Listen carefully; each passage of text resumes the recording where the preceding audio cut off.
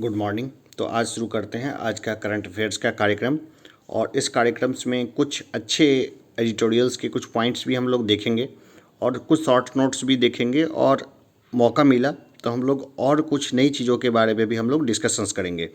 तो शुरू करते हैं। तो पहला करंट अफेयर्स का क्वेश्चन लेते हैं। सियाचिन दिवस कब मनाया जाता है? तो ये मनाया जाता है 13 अप्रैल को। सियाचिन दिवस कब मनाया जाता है? ये मनाया जाता है 13 अप्रैल को। सियाचिन क्या है? सियाचिन जो है वो भारत का एक क्षेत्र है जिसके ऊपर से कुछ हिस्से पे अवैध रूप से चाइना ने कब्जा कर रखा है। National council of applied economic research की नई निदेशक कौन है? तो ये हैं पूनम गुप्ता। तीसरा क्वेश्चन हम लोग लेते हैं।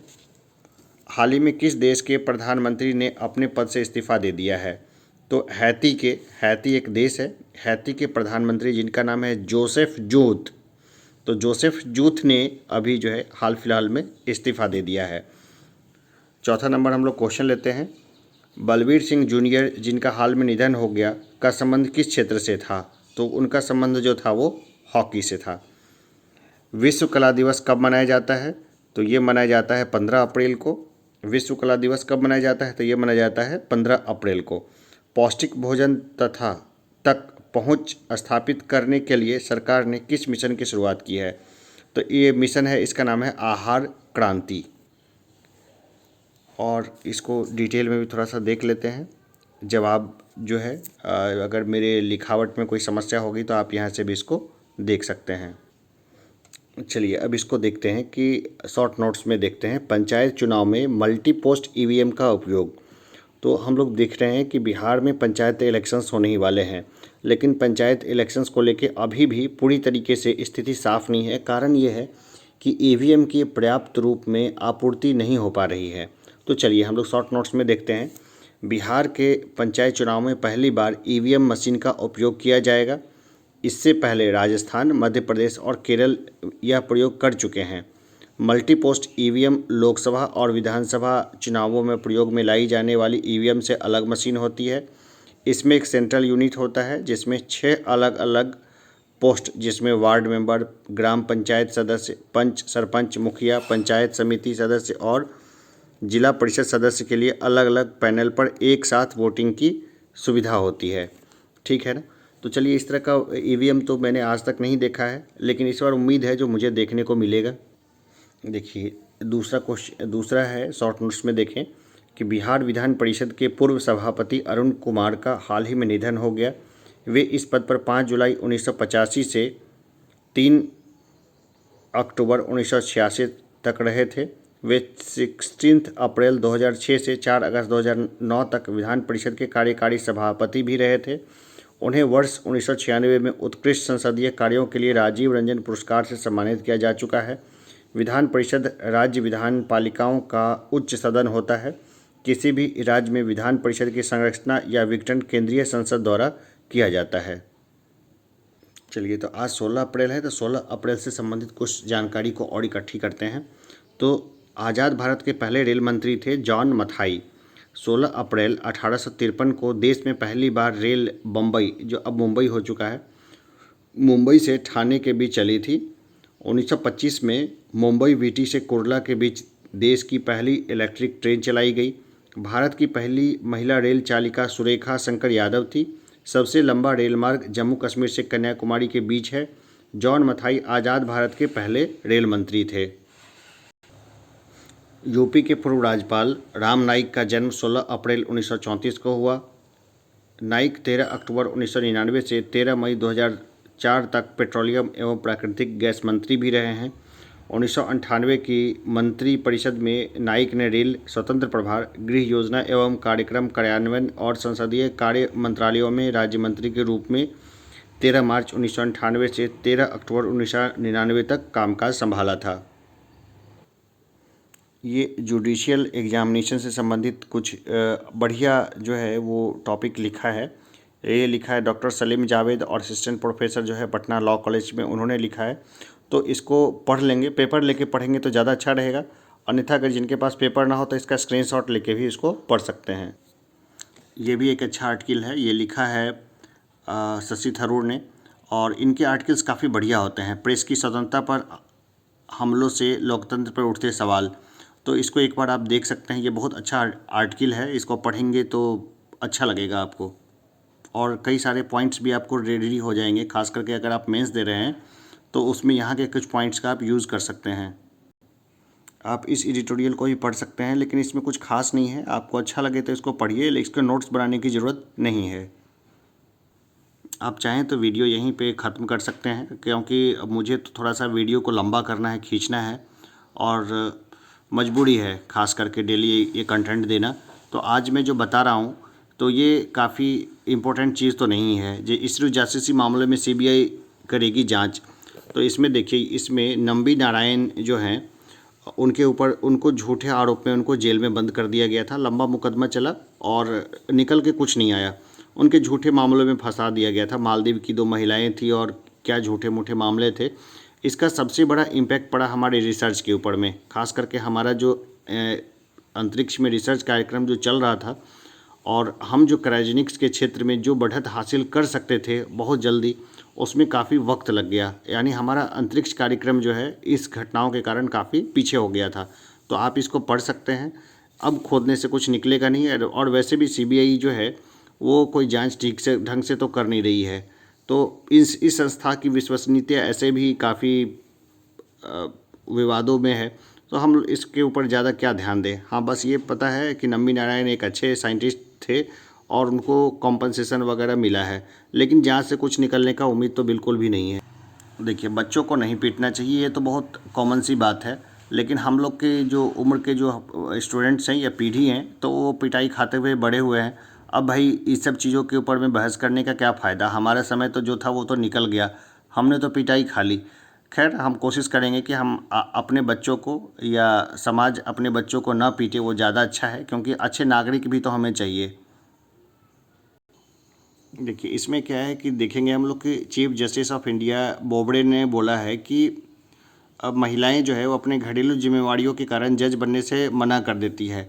अब इसके ऊपर तो कोई भोला आदमी ही विश्वास करेगा, लेकिन चलिए, अब उन्होंने बोला है तो इसके ऊपर तो हम लोग उंगली उठा नहीं सकते हैं, तो हम लोग आगे बढ़ते हैं। अगला एक न्यूज़ है कि अमेरिका ने रूस के 10 राजनयिकों को निकाला।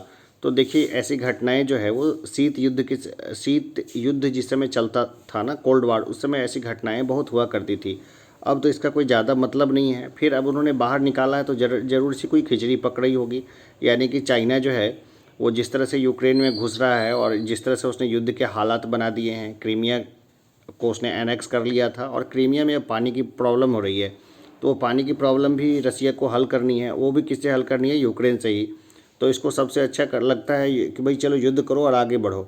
तो इसके लिए ये मामले जो है वो होते रहेंगे। तो चलिए, अभी तो यही देखते हैं कि हाँ ठीक है, ऐसा हुआ तो हुआ।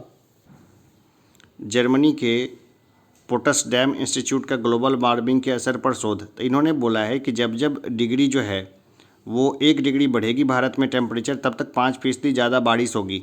तो देखिए, बारिश जो होती है वो साल में 3-4 महीने ही होती है, और वो भी इतनी ज़्यादा हो जाती है कि बाढ़ की स्थिति बन जाती है।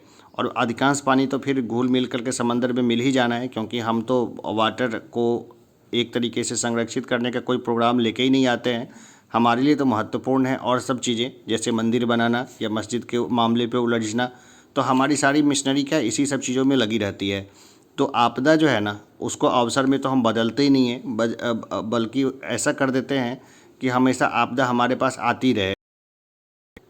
जो लोग आईआर है, पीएसआईआर जिनका टॉपिक है, सब्जेक्ट है, तो उनके लिए बता दें कि रूस के साथ भारत का जो संबंध है वो काफ़ी इम्पोर्टेंट टॉपिक बन जाता है।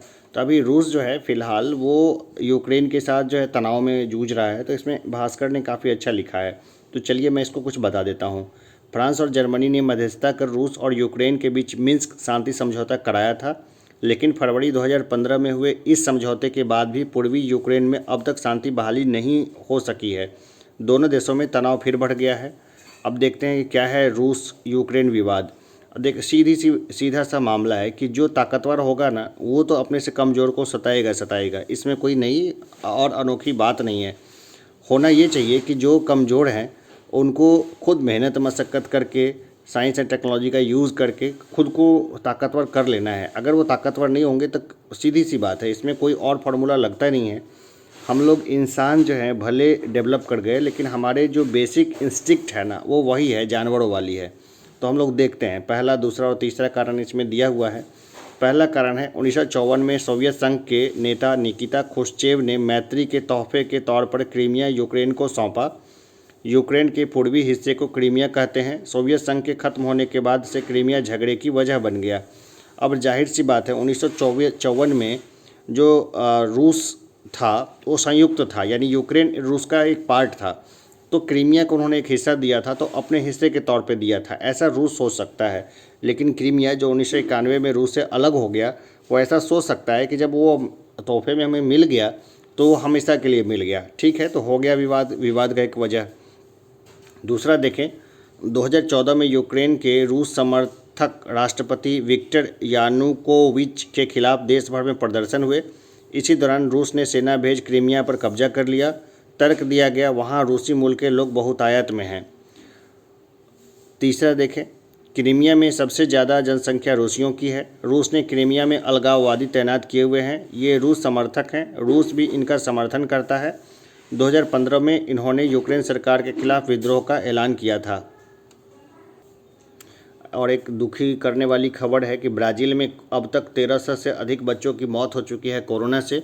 और अब दुर्भाग्य की बात यह है कि कोरोना जो है ना, वो 1 साल या 1 साल से छोटे बच्चों पर भी असर कर रहा है, जो कि पुराना वेरिएंट असर नहीं कर रहा था।